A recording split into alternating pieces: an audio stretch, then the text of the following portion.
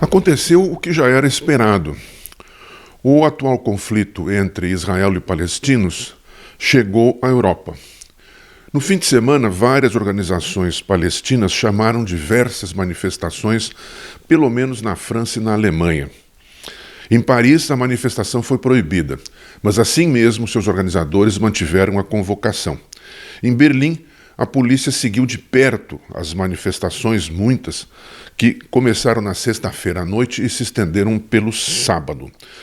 As autoridades alemãs temiam que essas manifestações dessem origem a atos de declarado antissemitismo, o que é considerado crime na Alemanha.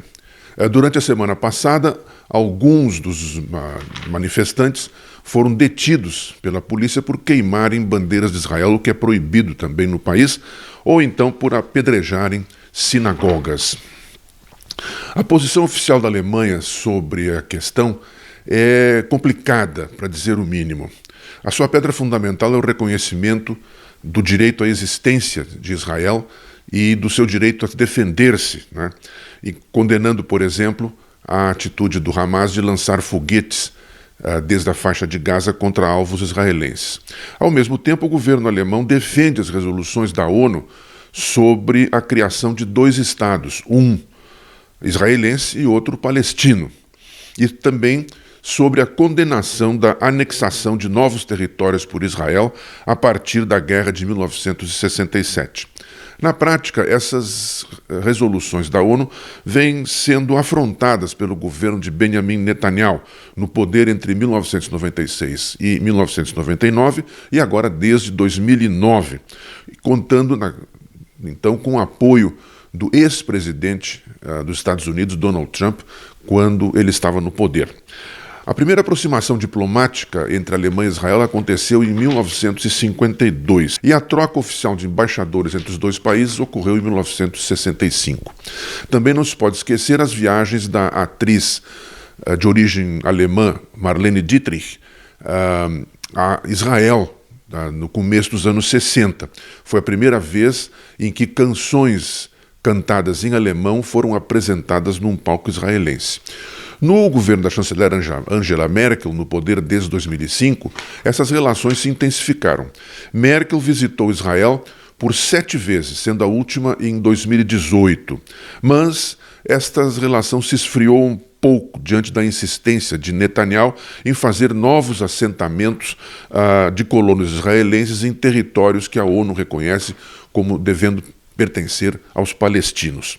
De um modo geral, pode-se dizer que a maior parte da opinião pública e da mídia alemãs acompanha a posição do seu governo. Entretanto, agora nesse último conflito, mais grave desde 2014, algumas frinchas e rachaduras começaram a aparecer. Primeiro, o ataque das forças israelenses a palestinos reunidos na mesquita de Al-Aqsa, em Jerusalém Oriental, para comemorar o Ramadã, o mês de jejum dos muçulmanos. Segundo, a disparidade dos números. Todas as mortes e danos devem ser lamentados. Porém, a diferença é muito grande. No fim de semana, os mortos palestinos chegavam a mais de 150, sendo 139 na faixa de Gaza, bombardeada pela artilharia e pela aviação de Israel, incluindo aí dezenas de mulheres e de crianças. Em Gaza, contabilizavam-se 950 feridos e 10 mil pessoas forçadas a deixar suas casas, com 200 delas e 24 escolas destruídas. Em outros territórios palestinos, contavam-se pelo menos mais 13 mortos. Do lado israelense, cuja justificativa para os ataques é a destruição da infraestrutura do grupo Hamas e até mesmo a eliminação de alguns dos seus líderes, contavam-se pelo menos 10 ou 11 mortos, de acordo com diferentes fontes, sendo 2 dessas vítimas crianças, né, e um soldado também israelense, além de 560 feridos. A violência entre grupos extremistas israelenses e palestinos tomou conta de várias cidades de Israel.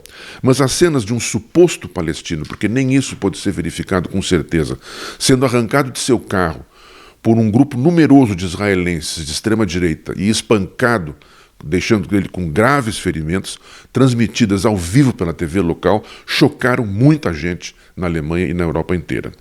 O grupo Hamas continua sua prática de disparar foguetes contra Israel. Ao mesmo tempo, o primeiro-ministro Benjamin Netanyahu recusa qualquer tentativa de mediação, anunciando que o conflito vai continuar até que seus objetivos militares sejam alcançados.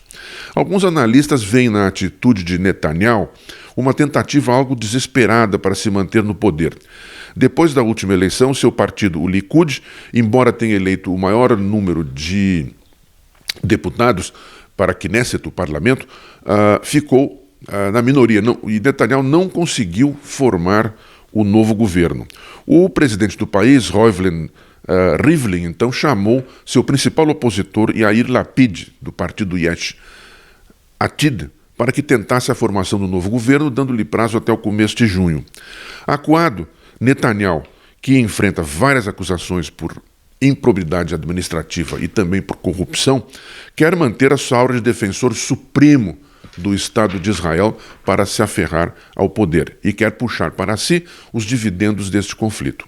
Lapid, que alega sabotagem por parte de seu rival, afirma que chegou o tempo de Netanyahu abandonar o leme, né? Resta saber quem ou o que vai convencê-lo disto.